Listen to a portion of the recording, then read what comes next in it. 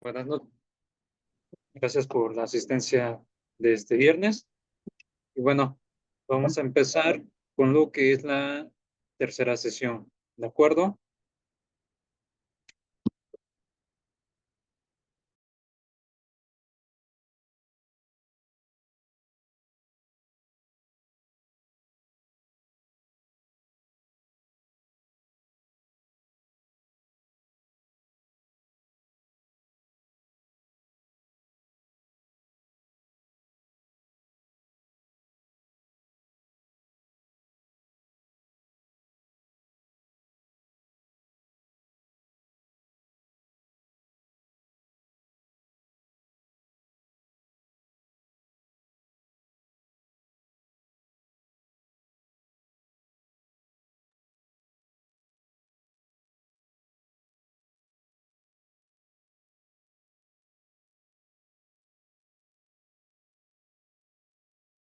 Ok, vamos a ver ahorita lo que son las gráficas de control para atributos. En la sesión anterior vimos la gráfica de control para variables. En esta sesión, pues, vamos a ver hablando sobre atributos.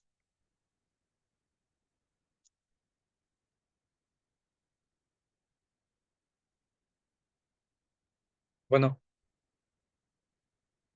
los diagramas de control por atributos constituyen la herramienta esencial utilizada para controlar características de calidad cualitativas. Esto es, características no cuantificables numéricamente. Ejemplos de tales características no medibles son la fracción o porcentaje de unidades defectuosas en la producción. Esto vamos a representar con una P mayúscula. El número de unidades defectuosas en la producción se representa con una NP mayúscula. El número de defectos por unidad producida con una U mayúscula.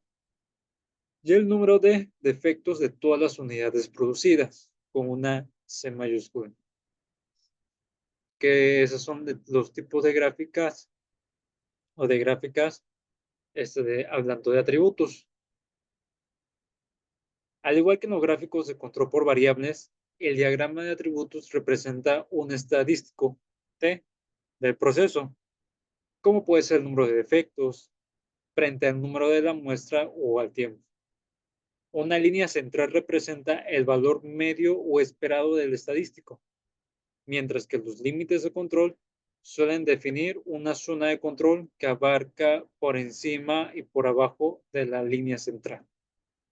Estos límites son escogidos de manera que si el proceso está bajo control, casi la totalidad de los puntos muestrales se halle entre ellos.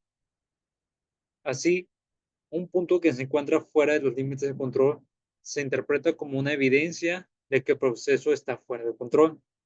Además, incluso si todos los puntos se hallan comprendidos entre los límites de control, pero se comportan de manera sistemática o no aleatoria, también tendríamos un proceso fuera de control. Veremos cómo estudiar la existencia de tales patrones no aleatorios mediante los llamados test para causas especiales. Bueno, aquí como podemos ver, al igual que las gráficas para variables, en este caso los atributos, seguimos manejando los que son nuestros límites inferior, superior y el límite central, ¿no?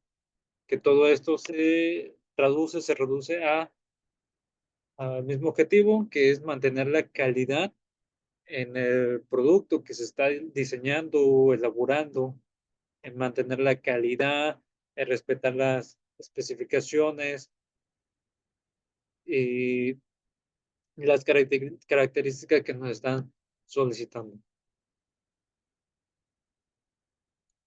Y acá tenemos este ejemplo. En la parte de abajo tenemos lo que es número de muestra o de tiempo. A un costado tenemos nuestra variable y tenemos lo que es el límite inferior, representado con el IC, la línea central, y el límite superior, LSC. Ahora sí, cuando nuestras referencias están dentro de los límites, hay defectos, sí, pero no de tanto impacto. Sí hay que tomarlos en cuenta, pero así no afecta mucho como tal. Pero ya cuando está fuera de los límites, eso ahí sí que es una alarma roja que hay que rediseñar el proceso o la cadena de producción de ese producto en específico para que no nos afecte, ahora sí, las diferentes líneas, ¿no?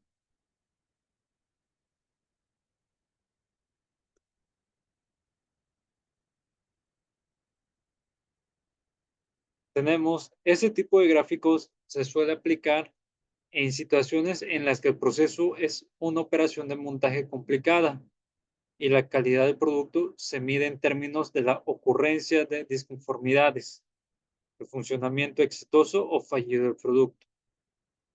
Los diagramas de control por atributos tienen la ventaja de que hacen posible considerar varias características de calidad al mismo tiempo y clasificar los productos como disconformes si no satisfacen las especificaciones de cualquiera de las características. Tenemos dos opciones a la hora de realizar un gráfico de control por atributos.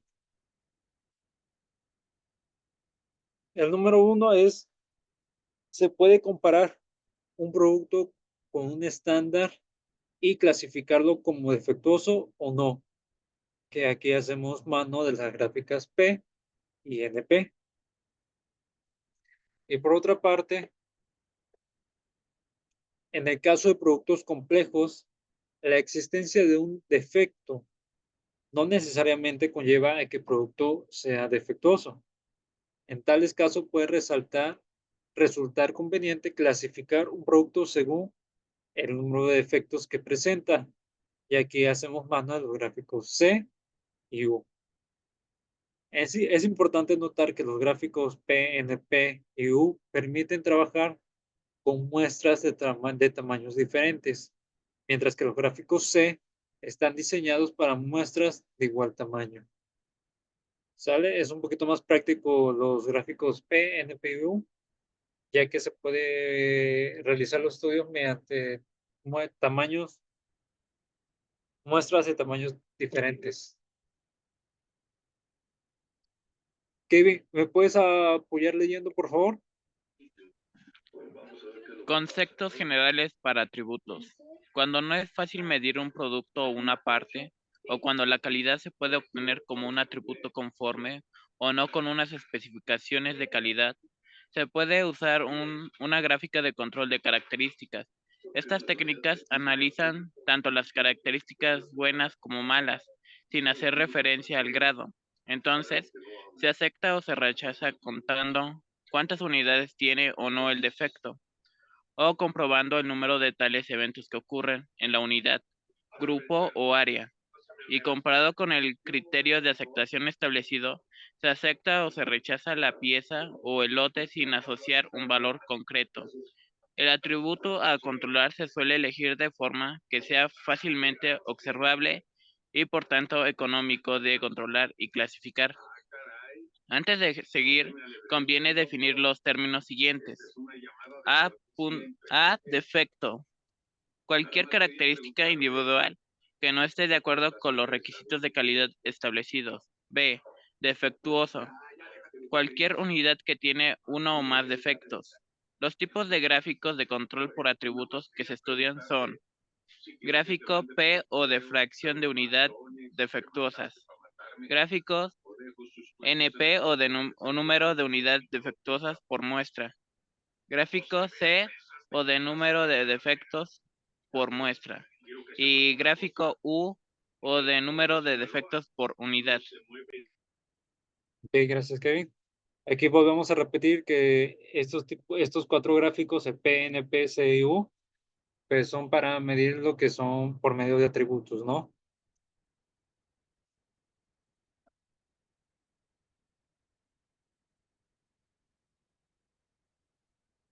Algunos conceptos utilizados en gráficos de control y que se utilizarán en el presente trabajo son los siguientes.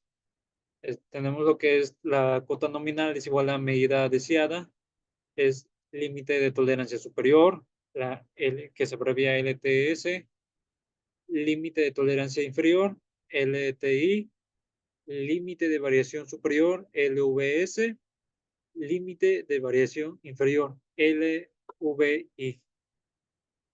Condiciones a cumplir por un proceso. La condición de idoneidad es que el límite de tolerancia superior es mayor que el límite de tolerancia de variación superior, igual que el límite de variación inferior y el límite de tolerancia inferior. Tenemos condición de precisión, que el índice relativo de precisión es igual a IRP, que eso es igual a límite de tolerancia superior menos el límite de tolerancia inferior entre el rango. La función primaria de una gráfica de control es mostrar el comportamiento de un proceso, identificar la existencia de causas de variación especiales, es decir, proceso fuera de control. Monitorear las variables claves en un proceso de manera preventiva. Indicar cambios fundamentales en el proceso. Elaboración e interpretación de gráficas para atributos. Valdemar, ¿me puedes apoyar leyendo, por favor? Sí, claro, buenas noches. Elaboración e interpretación de gráficas para atributos. Ventajas. Resume varios aspectos de la calidad del producto, es decir, si es aceptable o no. Punto 2. Son fáciles de entender. Punto 3. Provee evidencia de problemas de calidad. Las desventajas. Interpretación errónea por errores de los datos o los cálculos utilizados. Punto 2. El hecho de que un proceso se mantenga bajo control no significa que sea un buen proceso. Puede estar produciendo constantemente un gran número de no conformidades. Punto 3.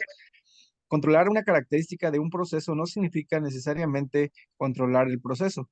Si no se define bien la información necesaria y las características del proceso que deben ser controladas, tendremos interpretaciones erróneas debido a informaciones incompletas. Muchas gracias, Valdemar. Aquí es muy importante, ¿no? Recalcar que tomar en cuenta o especificar bien qué es lo que queremos evidenciar o dar cuenta durante el proceso, el procedimiento o el estudio. ¿Para qué queremos que se realice esta gráfica? Para ver si la elaboración, ahora sí, toda la línea de producción, por qué tarda o cómo se puede reducir su tiempo de espera o en qué etapa de la producción es donde se produce la mayor cantidad de defectos, etcétera. No hay que especificar, hay que tener bien claro el objetivo que se quiere obtener derivado de elaboración de la gráfica por atributos. Después tenemos elección del tipo de gráfica. Paso 1. Establecer los objetivos del control estadístico del proceso. Es decir, la finalidad es establecer qué se desea conseguir con el mismo. Paso 2. Identificar la característica a controlar.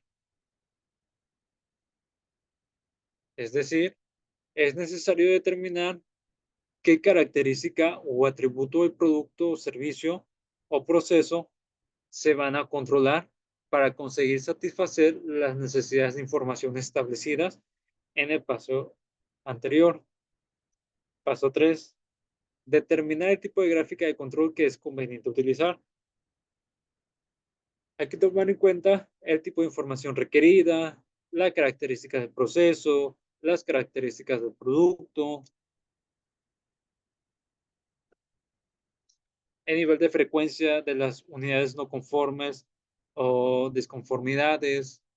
¿Sí? Estos 3 puntos ahora sí son los básicos para saber qué gráfico es el que vamos o es el que mejor queda acorde a las necesidades del producto o del servicio o del proceso como tal.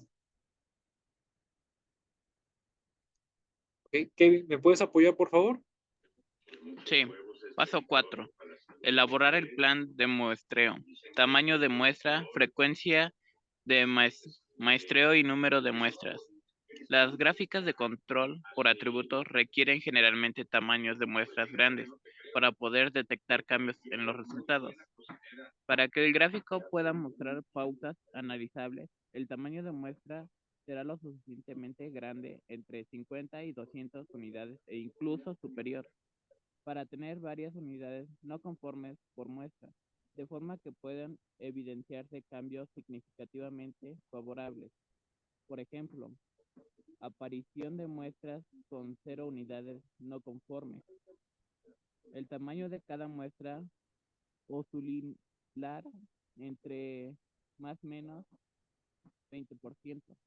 Creo que se te fue el audio, Kevin. Se te Ah, escucha un poquito. Ahí. ¿hasta dónde me quedé? Bueno, Eh, ¿hasta dónde me escucharon?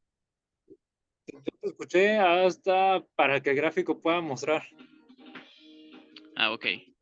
Para que el gráfico pueda mostrar pautas analizables, el tamaño de muestra será lo suficientemente grande, entre 50 y 200 unidades e incluso superior, para tener varias unidades no conformes por muestra, de forma que puedan evidenciarse cambios significativamente favorables. Por ejemplo, aparición de muestras con 0 unidades no conformes. El tamaño de cada muestra oscilará entre más o menos 20% respecto al tamaño medio de las muestras. N igual a N más N2 más Más cantidad de número de ajá, muestras. entre N es igual a números de muestras. La frecuencia de muestreo será la adecuada para detectar rápidamente los cambios y permitir una realimentación eficaz.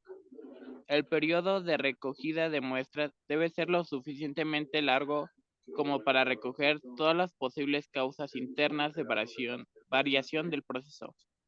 Se recogerán al menos 20 muestras para proporcionar una prueba fiable de estabilidad en el proceso. Paso 5. Recoger los datos según el plan establecido. Se tendrá un especial cuidado de que la muestra sea aleatoria y representativa de todo el periodo de producción o lote del que se extrae.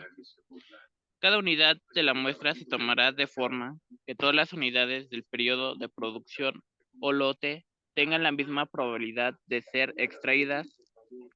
Toma de muestra al azar. Se indica en las hojas de recogida de datos toda la información y circunstancias que sean relevantes en la toma de los mismos. Gracias, Kevin. Paso 6. Para calcular la fracción de unidades. Para cada muestra se registran los siguientes datos. El número de unidades inspeccionadas, N. El número de unidades no conformes. La fracción de unidades no conformes. El número de defectos en una pieza y la fracción de defectos por pieza. Y acá tenemos esta pequeña tabla en donde tenemos el tipo de gráfico PNPSU. Ahora sí, los datos que se obtienen mediante esos gráficos, por ejemplo, en el gráfico P, es piezas defectuosas, ¿no? NP igual tenemos que el tamaño de muestra varía. NP es igual piezas defectuosas, pero ya el tamaño de muestra es constante. En el gráfico C es defectos por pieza. El tamaño de muestra es constante. En el gráfico U es defecto por pieza. Y el tamaño de muestra igual va variando. Y acá tenemos su fórmula y también la fórmula para el límite, lo que son los límites.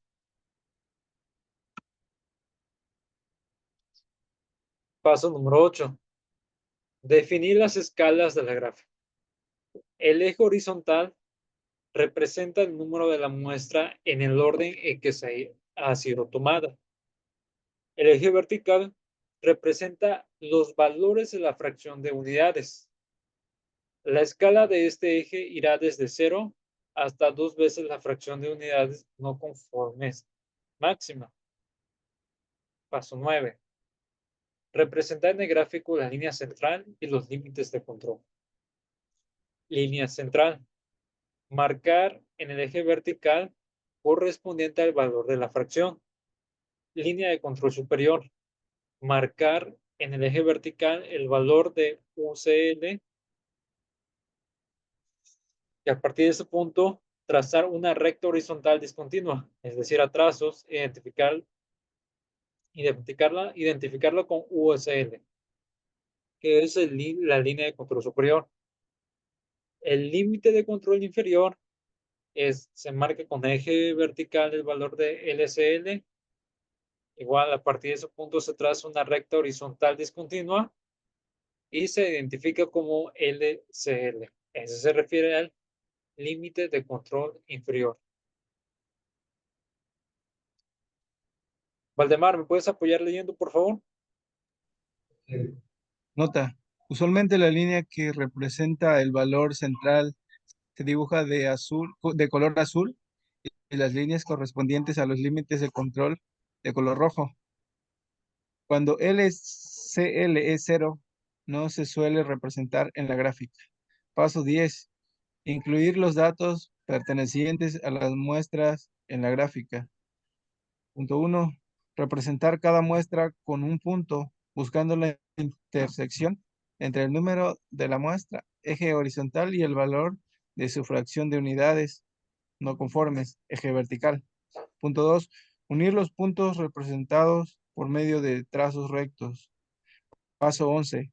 Comprobación de los datos de construcción de la gráfica de control. Punto 1. Se comprobará que todos los valores de la fracción de unidades de las muestras utilizadas para la construcción de la gráfica correspondiente están dentro de sus límites de control. LCL, gráfica UCL.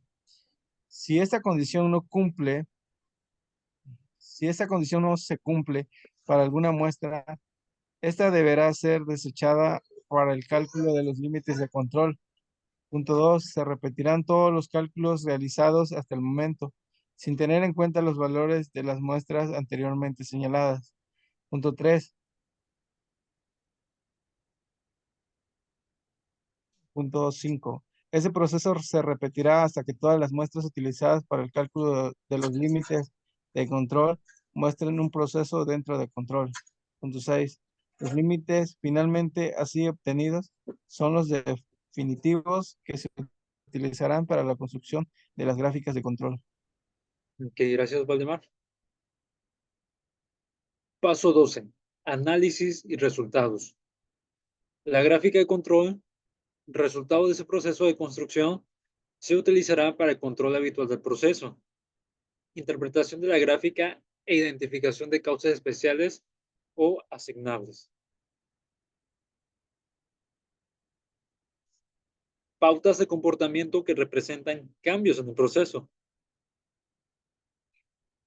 Un punto exterior a los límites de control. Ahí se estudiaría la causa de una desviación al comportamiento tan fuerte. Dos puntos consecutivos muy próximos al límite de control. La situación es anómala. Hay que estudiar las causas de la variación. 5 puntos consecutivos por encima o por debajo de la línea central. Aquí se deben investigar las causas de variación debido a que la media de los 5 puntos indica una desviación del nivel de funcionamiento del proceso y que hay una fuerte tendencia ascendente o descendente marcada por 5 puntos consecutivos. Ahí se deben investigar las causas de estos cambios progresivos, ¿no? Aquí nos indica que dependiendo de cómo se marque o qué tan próximo, qué tan lejano están los límites de control, ya sea el superior o el inferior o el central, es el tipo de estudio o bajo qué nos vamos a enfocar para poder interpretar esa información y poder hacer una mejora en el proceso. Cambios bruscos de puntos próximos a un límite de control hacia el otro límite.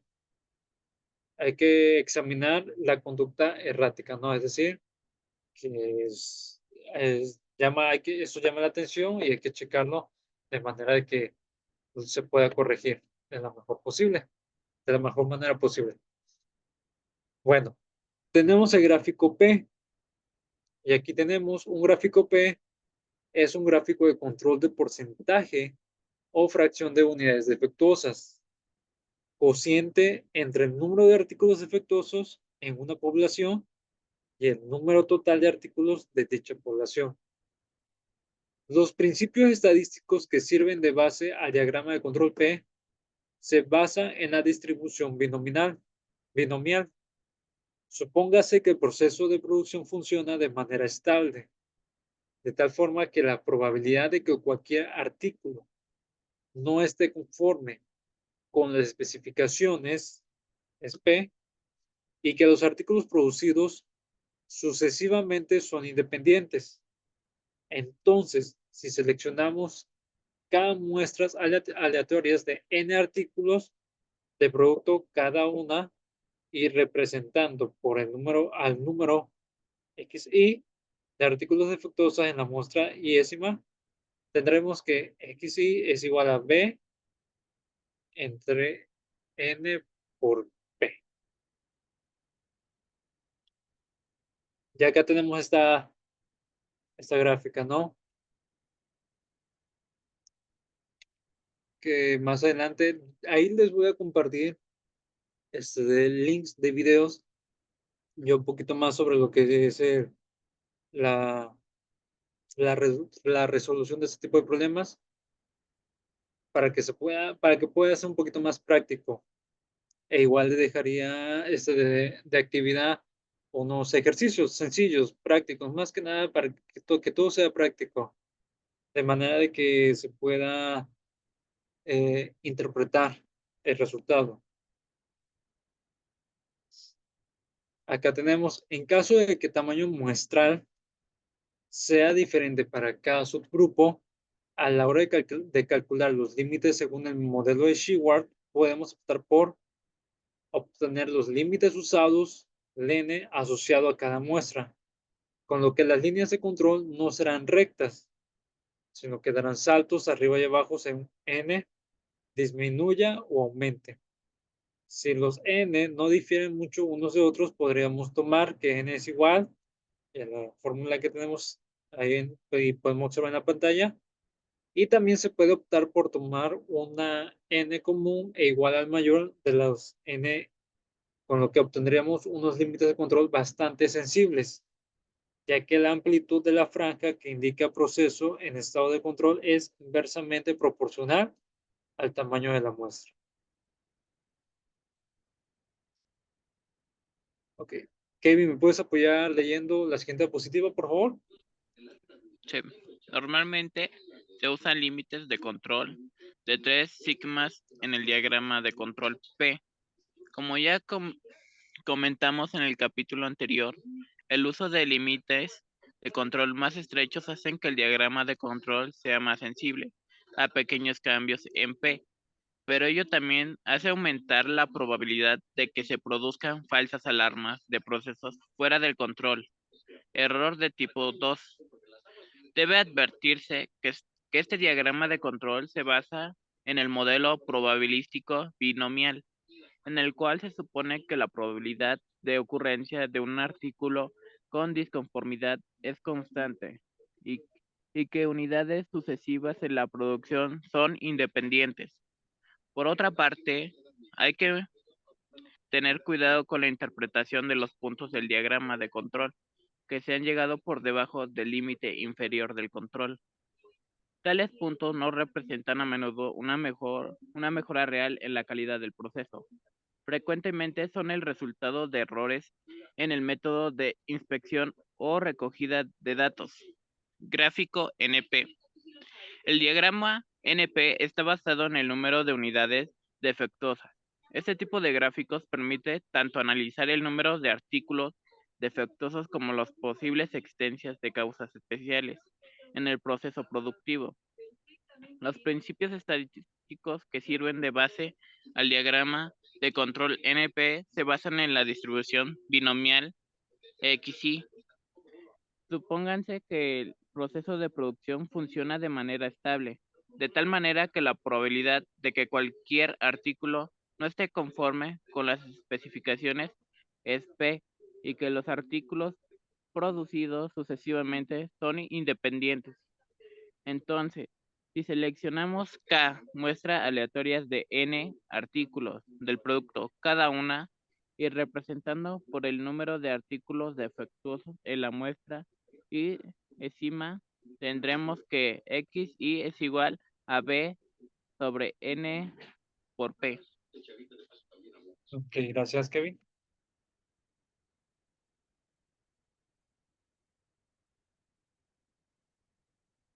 Bueno, acá tenemos sobre los gráficos C. El diagrama C está basado en el número total de defectos o no conformidades en la producción. Los principios estadísticos que sirven de base al diagrama de control C se basan en la distribución de Poisson. Para construir el diagrama de control C, empezamos por tomar K muestras, X1, X2, hasta X, K no, de NI, unidades cada una, sea U el número esperado de unidades defectuosas en cada una de las muestras.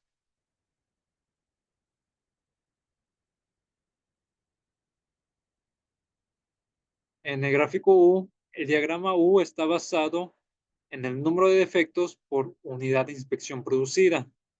Los principios estadísticos que sirven de base al diagrama de control U se basa en la distribución de Poisson de igual manera. Para construir el diagrama de control U empezamos por tomar K muestras X1, X2 de unidades cada una y sea el número esperado de unidades defectuosas en cada una de las muestras. Ahí tenemos, para cada muestra se calcula el número U y J de defectos de la unidad, X y J, J igual a 1, N. Si denotamos por CI al número de defectos totales en la muestra y décima, es claro que C es igual a sumatoria de NI, JI, U y J.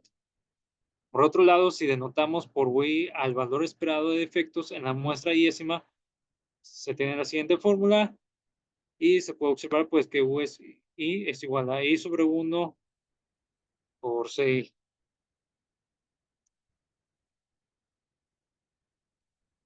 Vamos a tener lo que es la capacidad de proceso. Las técnicas estadísticas ayudan durante el ciclo del producto a reducir la variabilidad y a mejorar la capacidad de los procesos. Y aquí tenemos unas definiciones básicas. Proceso.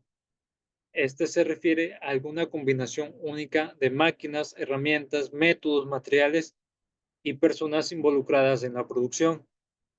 Capacidad o habilidad. Esta palabra se usa en el sentido de aptitud basada en el desempeño probado para lograr resultados que se puedan medir. Capacidad del proceso. Es la aptitud del proceso para producir productos dentro de los límites de especificaciones de calidad. Capacidad medida. Esto se refiere al hecho de que la capacidad del proceso se cuantifica a partir de datos que, a su vez, son el resultado de la medición del trabajo realizado por el proceso. Capacidad inherente. Se refiere a la uniformidad del producto que resulta de un proceso que se encuentra en estado de control estadístico, es decir, en ausencia de causas especiales o atribuibles de variación.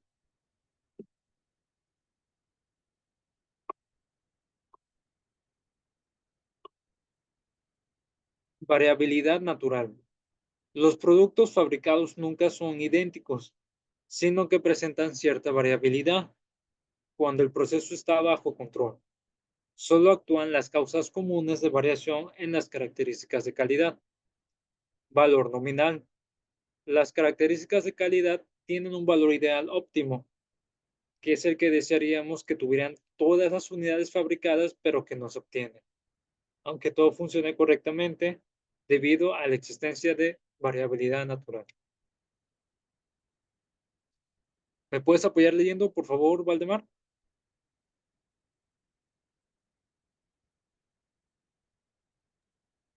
La aplicación del análisis de capacidad de los procesos tiene los objetivos siguientes.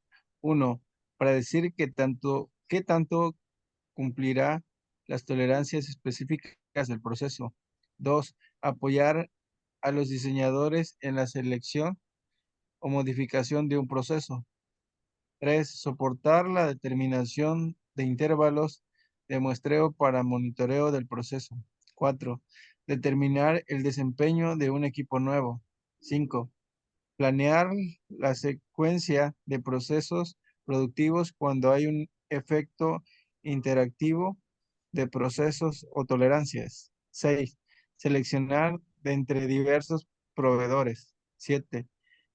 Reducir la variabilidad de un proceso de manufactura.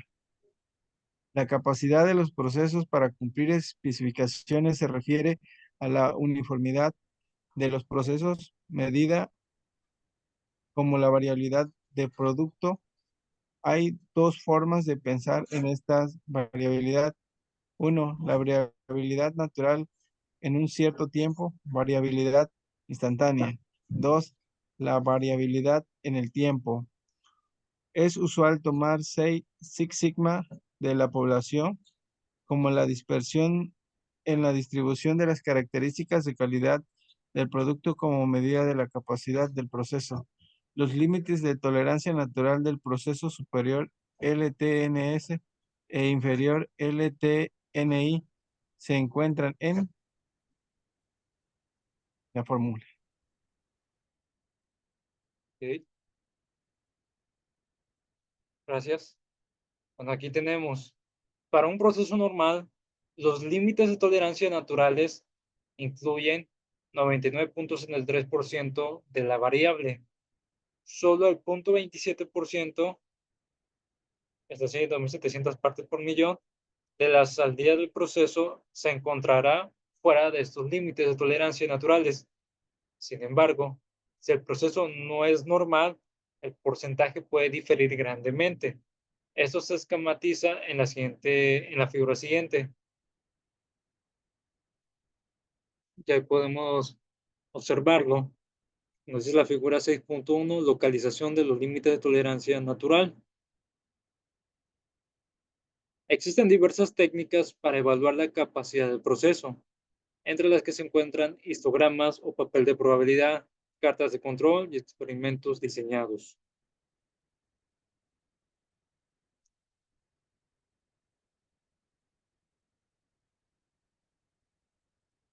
Para solucionar este problema podemos reducir la desviación estándar.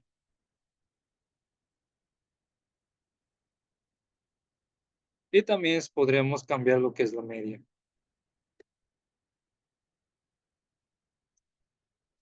Condiciones para realizar un estudio de capacidad del proceso.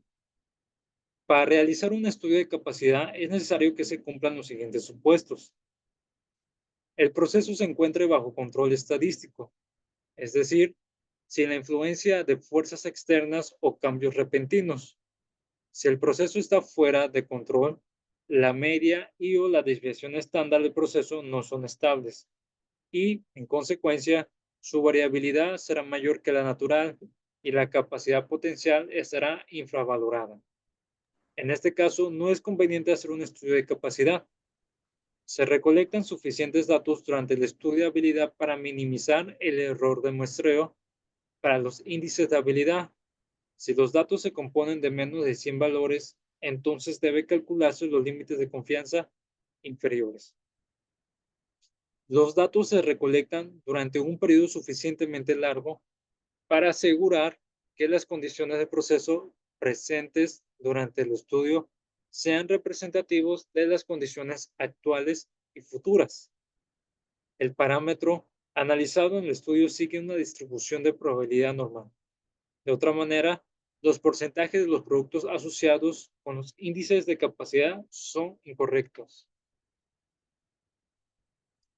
También es importante al realizar un estudio de capacidad asegurarnos que la variación en el sistema de medición no sea mayor al 10%.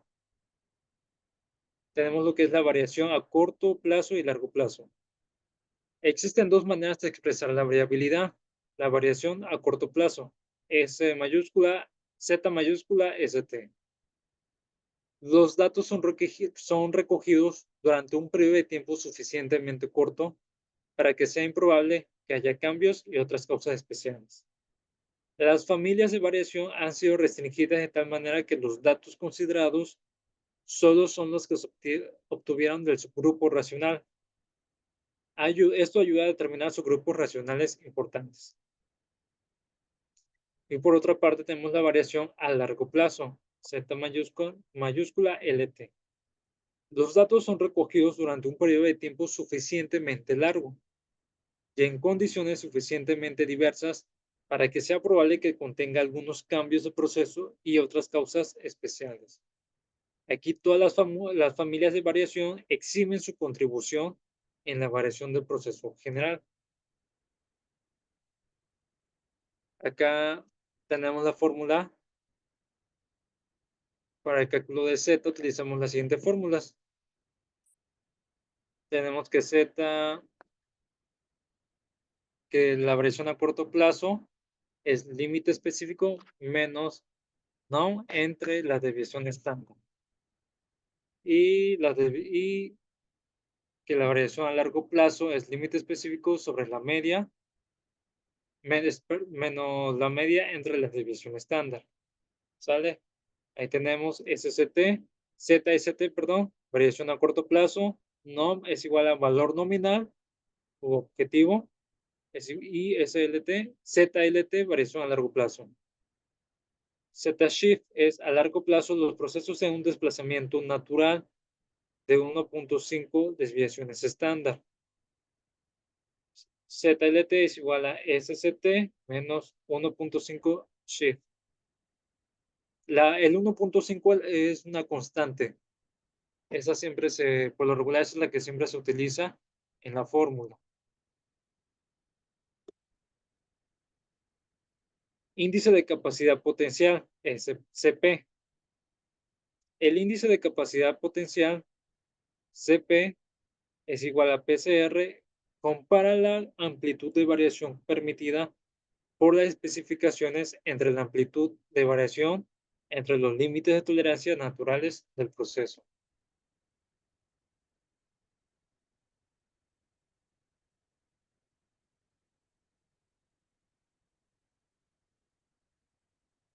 Ya que tenemos un ejemplo.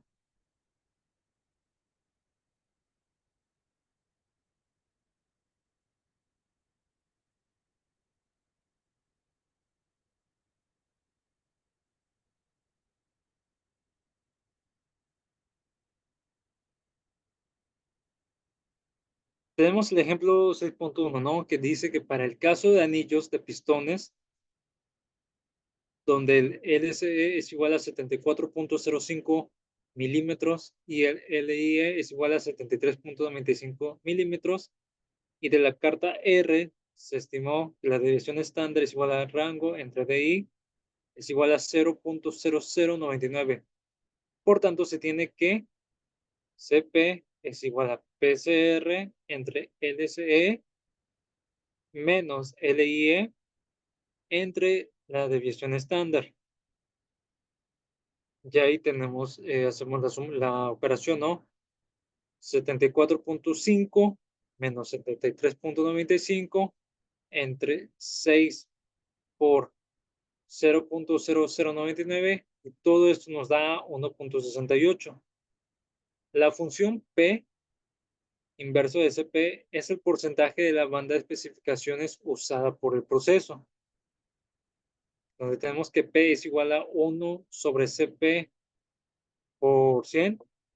Para el caso del ejemplo se tiene que P es igual a 1 entre 1.68 por 100, que es igual a 59.5%.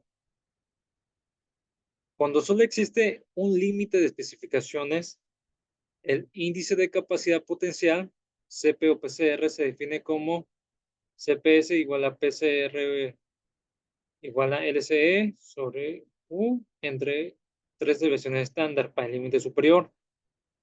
Luego tenemos la otra que es para el límite inferior. El ejemplo 6.2. Para el caso de la resistencia de las botellas de vidrio, si el LIE es igual a 200 PSI, CP es igual a PCR, que es igual a 264 menos 200 entre 3 por 32, que es igual a, y ya tenemos el resultado, ¿no? De 264 menos 200, 64. 3 por 32, 96, que esto nos da 0.67, lo cual indica falta de habilidad. La fracción abajo del límite inferior es ZI, tenemos la fórmula, ya cambiándola es igual a 200 menos 260 entre 32 es igual a 2. Y aquí tenemos que 0.0228 o convirtiéndolo a porcentaje, que es 2.28% por debajo del límite inferior de especificaciones. Esto nos quiere decir que todo el proceso o el resultado como tal no está respetando las especificaciones y por lo tanto pues la calidad de producto es baja, ¿no? Entonces una vez que salga al mercado o que llegue a ser cliente, pues se lo va a rechazar y pues se va a traducir en pérdidas, ¿no? Y que al final la recomendación del cliente hacia otros clientes potenciales pues vaya disminuyendo.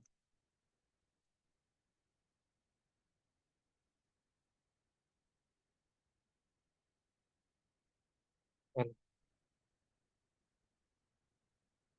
si alcanza a ver la diapositiva, Kevin Valdemar. Sí, profe. Ok. Bueno, tenemos la carta de control es un mejor instrumento para evaluar la capacidad del proceso porque se puede observar que el proceso esté en control ya sea en forma instantánea o durante el tiempo antes de evaluar la capacidad. Se puede observar que cuando el proceso está en control no existen causas asignables que pueden ser corregidas y la única alternativa para reducir la variabilidad es con la intervención de la administración. En casos especiales como estos, donde las variaciones presentes son totalmente inesperadas, tenemos un proceso inestable o impredecible. Y ahí en la figura se puede apreciar un comportamiento de un proceso fuera de control, ¿no? Tenemos diferentes gráficas, hacia diferentes sentidos. Eso nos indica que pues está fuera de control ese proceso. Si las variaciones presentes son iguales, se dice que se tiene un proceso estable. La distribución será predecible en el tiempo. Y ahí tenemos la gráfica, ¿no? El 6.11. Nos indica que el comportamiento de un proceso se encuentra dentro del control. Es decir, tenemos ahora sí los gráficos, todas forman como una tipo campana. Es variable, ¿no? Porque se puede predecir los cambios. Tenemos ahí el cálculo de la desviación estándar del proceso.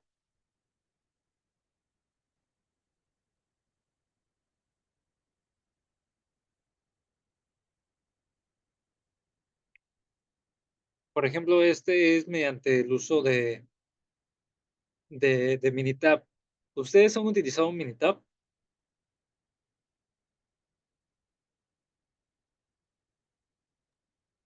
Yo no, No, profe. profe.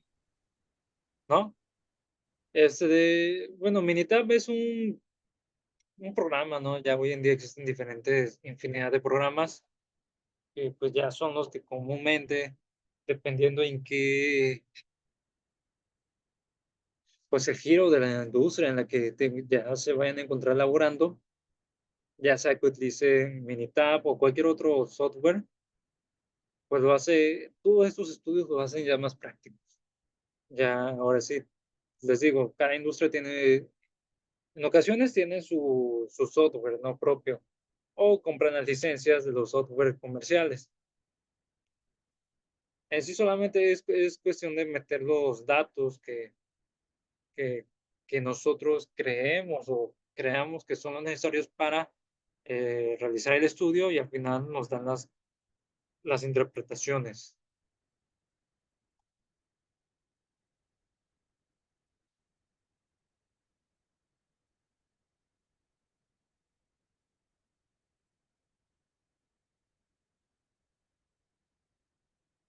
Bueno,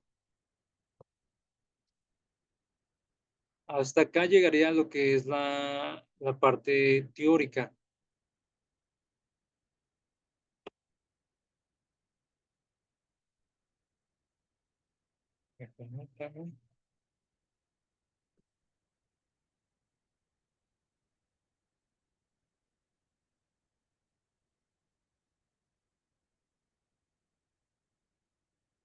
Hasta ahí llegaron lo que son las diapositivas. Ahorita lo que les voy a pedir, van a tener, ahora sí, lo que resta de esta clase, 10 minutos, 10 minutos antes de que termine la sesión, de que traten de buscar un ejemplo de, ya sea de la gráfica P, o de la gráfica C, o de la gráfica U. Un ejemplo del que ustedes quieran, ¿sale? Y traten de, más o menos me van a tratar de explicar o de interpretar el resultado que les haya mostrado ese ejemplo.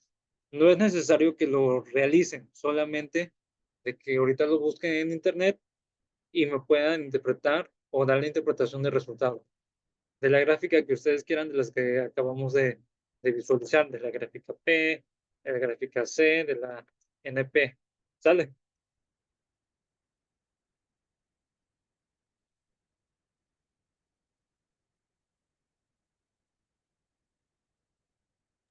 Dijo un ejemplo de cualquiera de las gráficas, de la P, Sí, cualquiera. la NP, ¿cuál? De la P, de la NP, permíteme, de la U,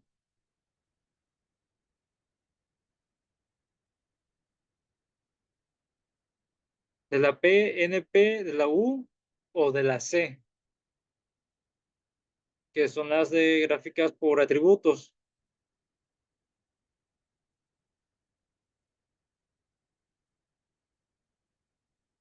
Solamente ahora sí, cualquier ejemplo, no es necesario que lo resuelvan en ese momento, únicamente de que busquen el ejemplo y ahorita es de, si les aparece la imagen de la gráfica como tal, entonces muestran el límite superior, el límite inferior, para estudiar la interpretación, ¿no?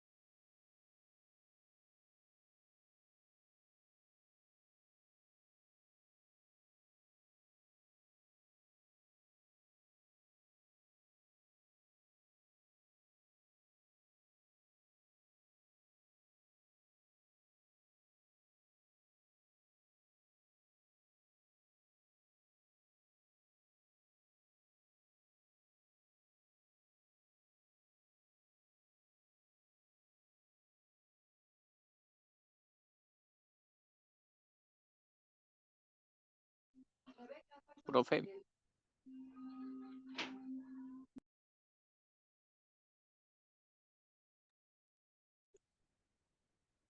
Sí, Kevin, dime.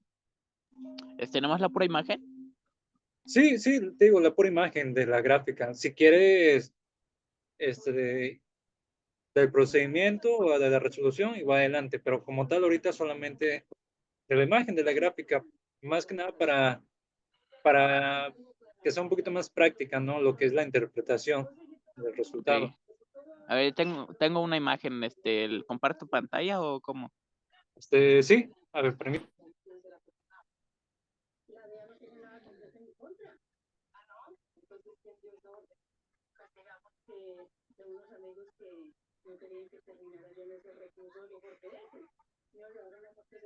¿Ya comparto la pantalla? Ya puedes compartirla. A ver si me... Ah, Si te deja. a ver.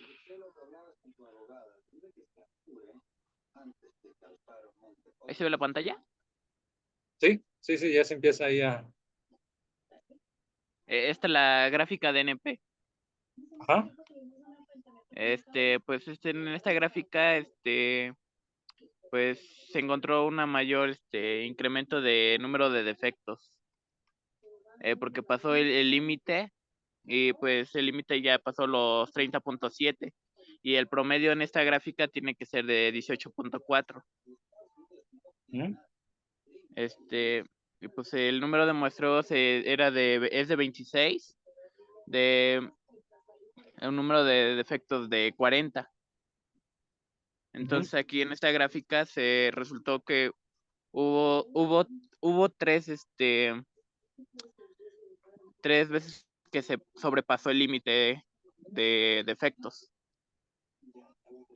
Sí, así es, ¿no? Ahí podemos notar que hay tres picos. Esos tres picos son los que están fuera del límite superior. Ahí Sí, totalmente rebasó las especificaciones, las características solicitadas del producto como tal. Entonces ahí sí se tiene que rediseñar pues como tal el proceso, porque si no esto va a seguir afectando a lo que es la calidad del producto final. sí. ¿Ok? Eh, y, y pues de esto pues ya nomás es hacer el rediseño y yo digo que volver a implementar otra vez a ver si ya le sale un poquito mejor. Sí, así es, ahora sí les digo, este tipo de gráficas para eso nos sirven, ¿no? Para tomar, uno, para visualizar qué tan bien estamos realizando o qué tan bien se está realizando el proceso, la producción, y así nos damos cuenta, ¿no? A tiempo, porque todavía se está a tiempo de poder rediseñar lo que es el proceso, ¿no? Poder mejorar, poder erradicar, poder resolver esa falla que se tiene durante el proceso y tratar de reducir lo más posible las, las deformidades del producto. Ok.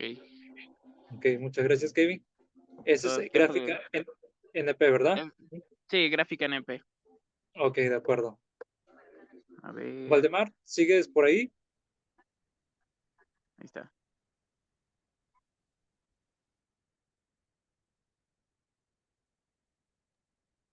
Sí, profe, yo no descargué imagen, pero quería compartir algo de mi proceso.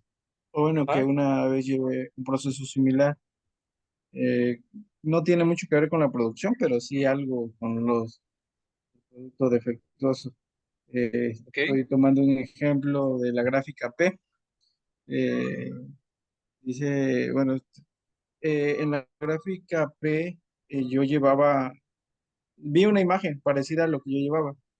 sí, sí, Estuve en un área de mermas, y entonces ahí lo que hacía yo diariamente llevaba como un reporte de las 100 piezas de cierto color de cubetas o ajá, de cualquier volumen en pintura.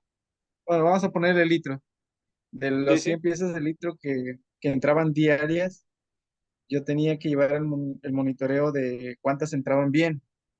porque entraban, bueno, eso era del diario, entraban mermados, entraban derramados, manchados, ya con la fecha próxima a caducar, o incluso había merma operativa.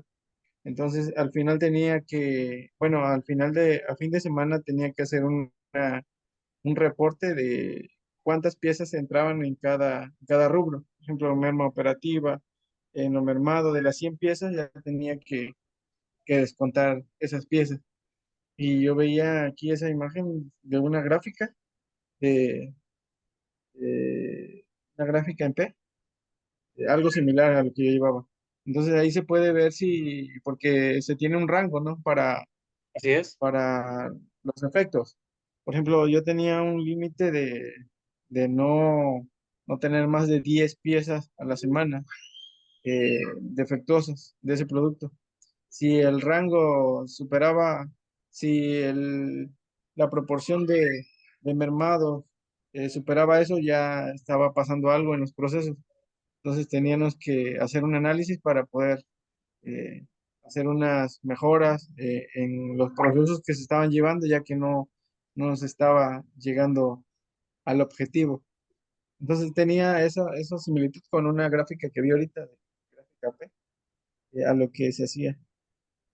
Le digo, no es mucho habla mucho de producción, pero sí algo sobre ese análisis. Ok, muchas gracias, Valdemar. Y les digo, ahora sí es llevarlo a la práctica, ¿no? Porque al fin y al cabo, ya una vez estando en la industria, pues ya uno se va adaptando al giro de la industria en la que esté. Por ejemplo, Valdemar, tú nos comentas que estás ahora sí como en tipo almacén, ¿no? Si no me estoy equivocando, entonces, así ese ejemplo que dijiste, pues ahora sí lo llevaste a la vida cotidiana, algo práctico. Quizás no lo llevas como tal en la producción, pero sí lo llevas en las entradas y en las salidas. ¿Por qué? Porque ahí ustedes como almacén, pues al final son los que se encargan de distribuirlo a las diferentes tiendas y al final esta llega al consumidor final, que es el cliente, que para pintar la casa, que para pintar locales, etcétera, ¿no? En este caso, Valdemar, ahí ya comentaste algo importante, ¿no? Que ustedes, ¿me puedes volver a repetir, por favor, qué es lo que consideran ustedes como producto defectuoso o bajo qué rango lo manejan para decir que tal producto está defectuoso, por favor? Bueno, sí, bueno, ahí, bueno, creo que toda industria, toda empresa, tienen a cuidar mucho lo que es la calidad del producto. Bueno, todos aquellos que están bajo normas, ¿no? Con la norma ISO, por ejemplo, nosotros no podemos distribuir producto mermado o que venga así manchado por la litografía o próximo a caducar o incluso golpeado. Hay un límite de golpe. Si el golpe sobrepasa ese límite, ya no se puede vender. Entonces, todos esos filtros son en las entradas, sí, es decir, cuando el producto nos llega a- al centro de distribución y también así como cuando salen. Entonces, para todo eso, en el área de mermas tenemos un límite de ciertas piezas, es decir, las piezas que nos dan chance ahora sí, de meter a la merma. Entonces, si mi límite es de 10 piezas de cierto código y sobrepasa, es una alerta de que en alguno de los procesos está fallando.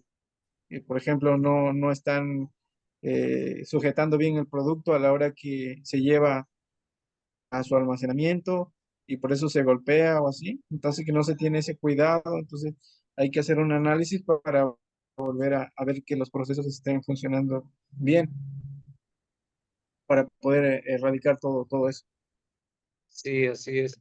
Y y aquí, pues se puede traducir, ¿no? De que al haber merma, al sobrepasar esos límites, esos rangos permitidos de que haya merma, haya producto defectuoso, pues eso se produce o se traduce en pérdidas para la gerencia y pues que a la vez, este de, pues el que termina regañado o con llamadas de atención, pues al operario, ¿no? Al operador, al trabajador, al compañero, ya sean los de calidad, ya sea, en ese caso, como en tu área, Valdemar, los de merma, los de producción, etcétera, ¿no? Al final todo perjudica tanto en la parte administrativa, económica y laboral.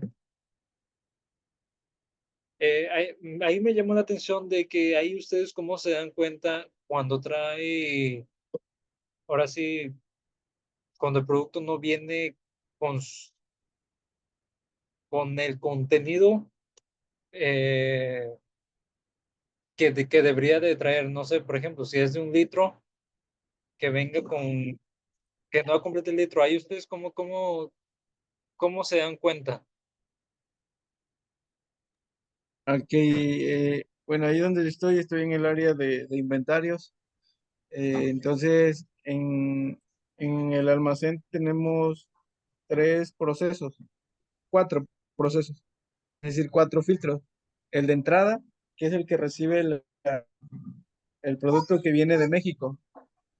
Es Ujú. decir, hay un proceso que es el que recibe, que es el primer filtro, que es el que pasa de una tarima a otra el producto y lo va validando que no venga golpeado, que no venga próximo a caducar y que venga completo el producto.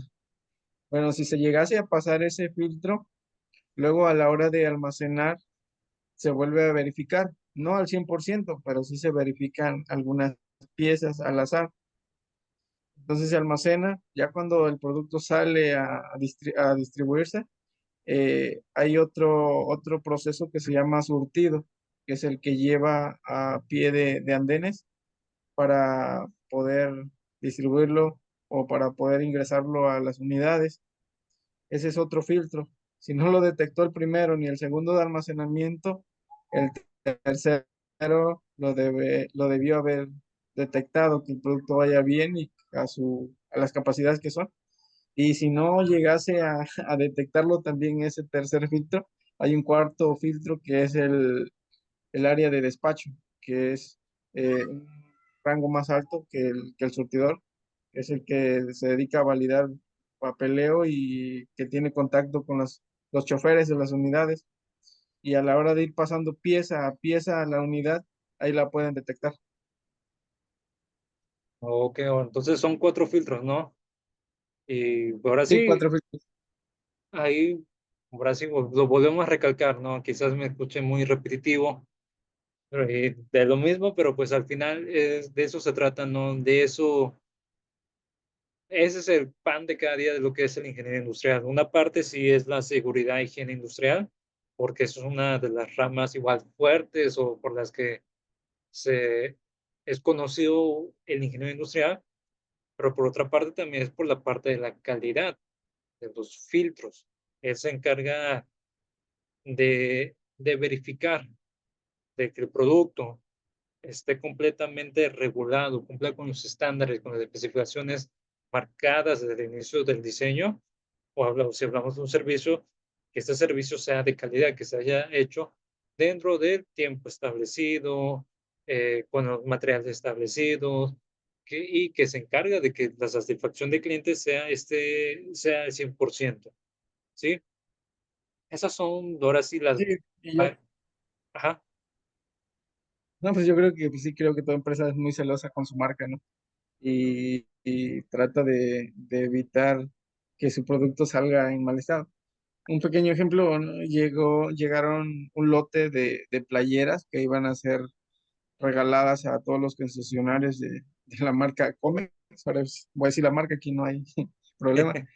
Entonces, al final de la palabra Comex, la X lleva como que un ganchito, o sea, no está la X normal, es una X como que con una palomita al final. Bueno, como el producto no venía con esa X, venía con una X normal, no sacaron ese producto, eran como 500,000 playeras. Entonces, nada más por ese detallito así de la impresión de la letra no salió. Entonces yo creo que toda empresa es muy celosa con sus productos. Sí, porque ahora sí, desde ahí, al decir, no, pues esta empresa es muy detallista, se fija mucho en la calidad, uno como cliente, uno como consumidor, pues tiene la total confianza de que, ok, en caso de esta comercializadora, que pues le voy a comprar este impermeabilizante, pintura, etcétera, ¿no? Pues es un material de calidad que que me va a funcionar, que me va a ayudar durante varios años y pues igual maneja buenos precios. Entonces, de eso se basa, ¿no? Eso es lo que cuida cada gerencia, o más bien lo que debería hacer cada gerencia, dependiendo del giro de la empresa, es siempre cuidar la calidad del producto o del servicio. ¿Por qué? Porque así se maneja el mercado, ¿no? O así más bien se debería de manejar lo que es el mercado. Entregar productos y servicios de calidad para que el cliente esté satisfecho y al final todo es un círculo. Todo es un círculo, así el cliente está totalmente satisfecho, se va con su conocido, lo recomienda y este va con la gerencia y la gerencia obtiene un nuevo cliente. Y así, y al final se traduce en ganancias para todos, tanto ganancia económica para, para la gerencia y pues también ganancia para lo que es el trabajador. Se sigue manteniendo su fuente de trabajo, su fuente de empleo, el trabajador sigue teniendo ingresos y así sucesivamente. Bueno, Kevin, Valdemar, hasta el momento, ¿tienen alguna duda? ¿Algún comentario? Ninguno, profe. Igualmente, ninguna, profe. Ok.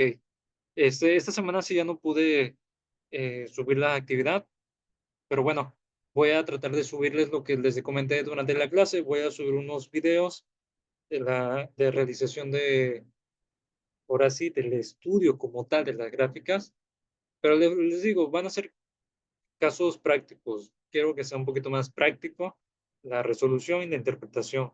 Y con eso haría un ejemplo de igual para resolverlo e interpretarlo. Para eso yo se lo voy a subir en la plataforma, al igual que las diapositivas. ¿Sale? Bueno, por hoy terminaríamos esta tercera sesión. Les agradezco nuevamente su presencia, les haya servido eh, los temas, el conocimiento, la información que se compartió y los dejo que ya para que pasen, ahora sí, pasen una buena noche y disfruten lo que es su fin de semana. ¿De acuerdo? Sí, profe, Sí, profe, gracias. muchas Buenas noches. gracias. Descansen, buena Buenas noche. noches. Buenas noches. Igualmente. Hasta luego. Hasta luego, compañero. Bravo, Kevin, saludos.